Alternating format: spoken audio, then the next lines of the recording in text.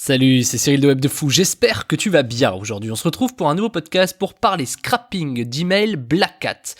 On va parler crawler, on va parler crawling, on va parler scrap, on va parler exploitation des emails que tu scrapes, on va parler de plein de trucs et tu vas voir. Et avant ça, faut que tu fasses un truc. Il faudrait que tu cliques sur le bouton s'abonner, tu vois. C'est, ça dépend où t'es, tu vois. Sur Apple Podcast, le bouton il est violet, sur YouTube il est rouge, sur Spotify il est vert. Enfin, tu vois un peu le truc. Tu cliques sur le bouton s'abonner et tu vois dans la description de ce podcast, il y a un lien, ça s'appelle rejoins mes contacts privés. Tu cliques dessus, tu mets ton email et tous les matins tu reçois un podcast à forte valeur ajoutée avec des informations qui vont changer ta vie et ton business, crois-moi. Il y a également un autre lien, le lien du groupe Telegram que j'ai remis à jour récemment. C'est un nouveau groupe où là du coup je te partage énormément de choses, ma vie à Dubaï, des photos de business, ma R&D, je te partage des vidéos, des trucs que je peux pas te partager en fait sur les podcasts. Donc ça se passe sur le groupe Telegram, il y a pas mal de gens là-bas. Alors là le groupe est nouveau, mais vas-y, viens et tu vas voir, on s'éclate là-bas, il y a beaucoup d'informations à forte valeur ajoutée aussi. Allez, on y va pour le podcast. Bon, le scrapping existe depuis bien longtemps, depuis qu'Internet existe en fait. Moi, je me rappelle, j'avais mon ancien beau-frère, mon ex-beau-frère exactement, qui m'avait introduit avec des notions à l'époque sur Dreamweaver, je sais pas si ça te parle, pour créer des sites web, etc.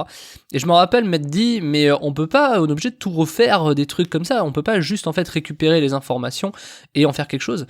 Et sans le savoir, ça s'appelait déjà le scrapping en fait. Donc le scrapping c'est quoi ? Scrapper c'est quoi ? C'est récupérer des informations quelque part, en l'occurrence sur le net, donc du scrapping internet, c'est récupérer des informations et en faire quelque chose. Donc en l'occurrence aujourd'hui, les informations on les récupère pour beaucoup de choses. Par exemple, si tu fais du référencement naturel, c'est intéressant d'analyser tes concurrents, c'est intéressant d'analyser leurs mots-clés, mais c'est aussi intéressant d'analyser leur structure de page, etc. Bref, récupérer des informations, c'est toujours pertinent. Autre exemple, il y en a qui le font, tu sais, dans les journalistes ou ceux qui tenaient à l'époque des journaux gratuits, etc. C'était genre paru vendu, c'était ce qu'ils appelaient la pige. Tu sais, la pige, c'est t'ouvrais le journal, tu regardais un peu ce que faisaient les gens, ce que faisaient les concurrents, etc. Ils payaient des gens 1 heure, 1h30, 2 heures, selon les jours, pour regarder un peu ce qui se passait chez les concurrents. Et finalement, sur Internet, avec le scrapping, tout ça, c'est des robots qui le font aujourd'hui. T'imagines le temps qu'on a gagné sur des sujets comme ça, c'est quand même assez énorme.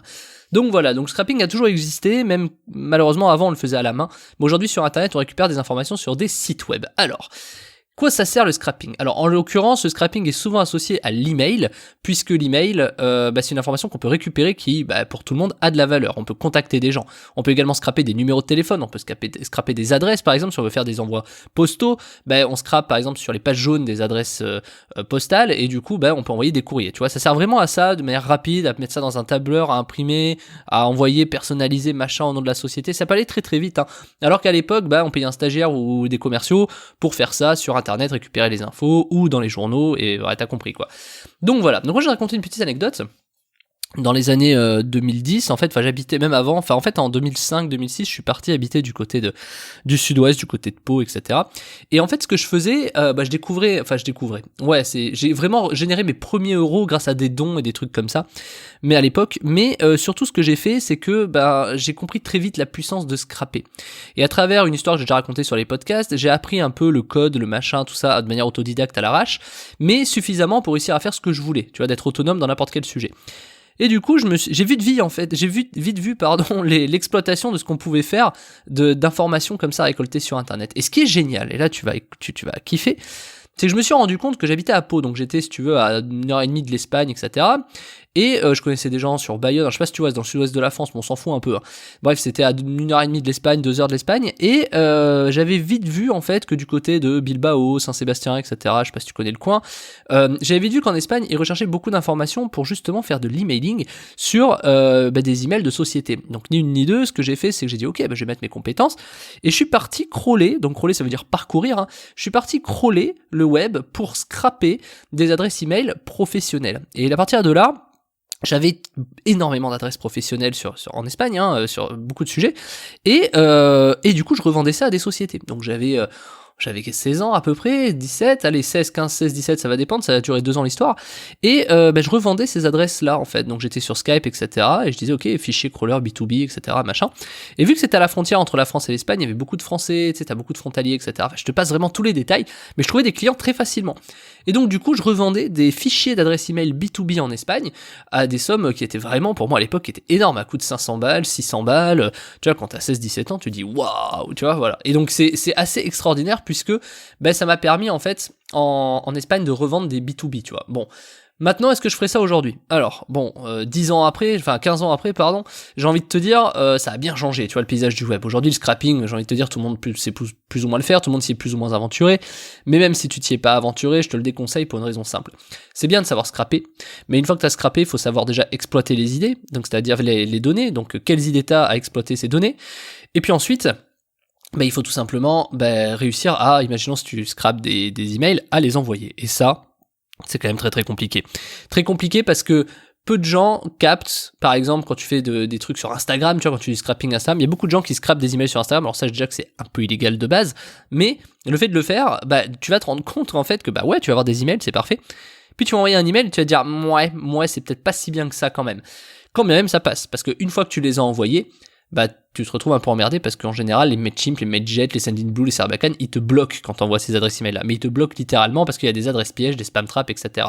Ce qui s'est passé, c'est qu'il y a tellement de gens qui ont scrappé, on s'est tellement fait pouler nos boîtes mail en laissant nos emails un peu partout dans les années 2000, entre 2000 et 2012, que du coup, les anti-spam, ils ont bien compris, ils ont évolué et eux-mêmes ont laissé des adresses email pièges. Du coup, quand tu les scrapes, tu les connais pas, ces adresses email pièges. Donc quand tu récupères même 10 000 emails sur Instagram et que tu essaies de les envoyer, je rappelle qui est illégal, ça va être très très compliqué parce que du coup, dans ces 10 000, tu as au moins 10 adresses pièges, quoi. Et dès lors que tu envoies, c'est foutu. Et ces 10 adresses pièges, elles sont communiquées à Mailchimp, à Mailjet, etc. Et quand toi, t'importes ta base chez Mailchimp, Mailjet ou machin, du coup, il le voit que cette adresse, c'est un spam trap. Donc, tu peux pas avoir eu cette base légalement. Tu vois ce que je veux dire? Donc, c'est comme ça que beaucoup se font piéger et du coup, ils se font fermer leur compte, etc. Donc c'est compliqué. Donc beaucoup pensent que c'est facile de scraper. C'est facile de scraper. Beaucoup pensent qu'une fois qu'on a scrappé, on peut très facilement envoyer notre offre et notre produit. Factuellement c'est vrai, mais en vérité ça marche pas tout à fait comme ça. C'est que du coup il faut quand même des bons logiciels, il faut savoir nettoyer ta liste, il faut savoir plein de sujets qu'on a déjà abordés. Donc du coup, oui, ça paraît facile, mais non.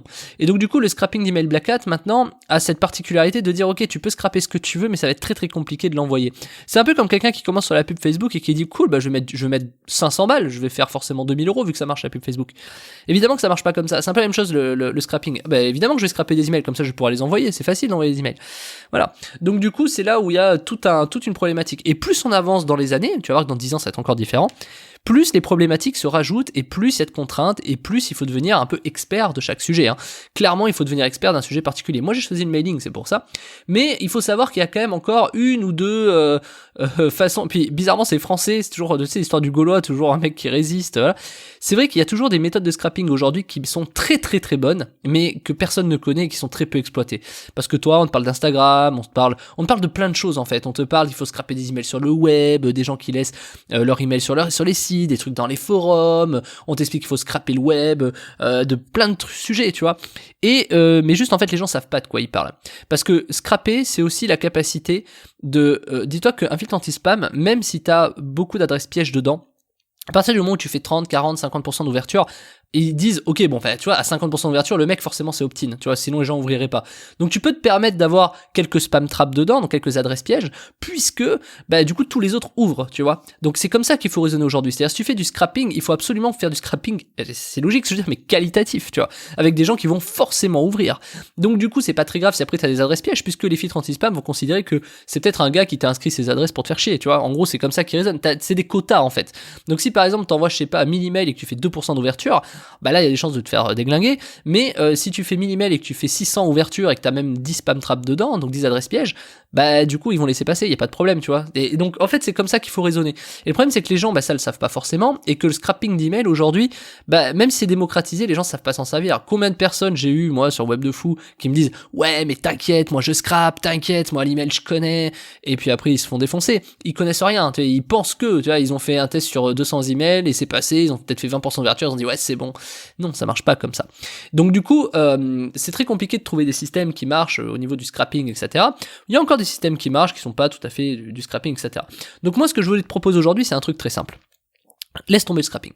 Laisse tomber le scrapping parce que ça fait de la merde. Ce qu'il te faut sur le scrapping, ou si tu veux récupérer des adresses email, c'est très simple. Il faut juste savoir où est-ce qu'il faut les récupérer, comment ces adresses réagissent, à savoir est-ce qu'il y a beaucoup de taux d'ouverture, etc. Et savoir quoi en faire. Et quand même tu sais quoi en faire, il te faudrait au moins des alternatives pour si jamais la première marche pas trop, que t'en aies au moins, je sais pas, 10 derrière, tu vois. Et c'est exactement ce que moi je te propose cette semaine. Je t'explique. Je te fais récupérer 1000 emails par jour, gratuitement. Tu peux le faire à la main. Je te propose un système d'automatisation, bien sûr, derrière, parce que 1000 emails à la main, ça va être compliqué, tu vois. Par contre, je te montre un truc. Dans cette formation, je vais te montrer comment récupérer 1000 emails par jour, mais je vais également te montrer comment faire 60% d'ouverture sur ces emails pour que même si tu récupères des spam traps ou quoi, t'aies pas de problème. Je te montre tout et c'est à la portée de n'importe qui. Je te le montre en live d'ailleurs, hein, donc je vais te montrer que c'est franchement assez simple. Et en plus de ça, je vais te montrer plusieurs idées de business que tu peux développer avec ça, qui sont colossales. Hein. C'est des idées à honnêtement plusieurs centaines de milliers d'euros si tu les exploites bien. Donc il n'y a pas de raison que tu fasses pas quelques milliers d'euros derrière. Tu vas avoir ces emails, tu peux les envoyer de n'importe où. Je te le montre. Moi, par exemple, je l'ai fait avec Mailchimp, tu vois, pour te montrer que même avec Mailchimp, ce que je te dis, ça passe. Alors que moi, tu sais, d'habitude, je conseille des logiciels un peu plus évolués, un peu plus techniques, etc. Mais même avec Mailchimp, ça fonctionne. Donc, du coup, je te montre tout ça en live, je te montre comment le faire, je t'explique la RGPD, je t'explique, en fait, je vois tous les sujets, tous les rapports. Je te donne même une méthode d'alternative et même 3 méthodes pour automatiser.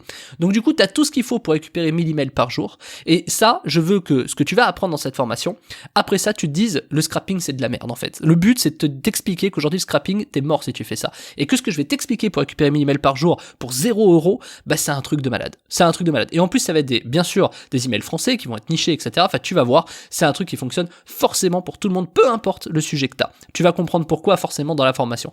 Donc, je t'ai mis à un prix accessible, pour la semaine, en tout cas. Donc, du coup, bah, je t'en prie, tu peux foncer dedans. Et même si t'arrives pas à automatiser, même si t'as difficulté, etc., je te propose même un service où si tu veux, je te l'envoie directement inbox. Tu verras, c'est un truc, voilà, ça va forcément te plaire, c'est obligatoire, c'est 1000 emails qualifiés, 60% d'ouverture, je calcule même les ventes que ça fait, etc. Je te montre tout, en fait, en live.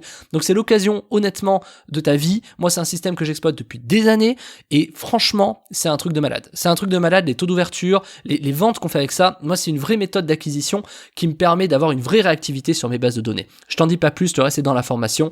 Tu cliques sur le bouton en dessous, ça s'appelle comment obtenir 1000 emails par jour gratuitement. Je te laisse cliquer en dessous et on se retrouve de l'autre côté. Je te dis à tout de suite.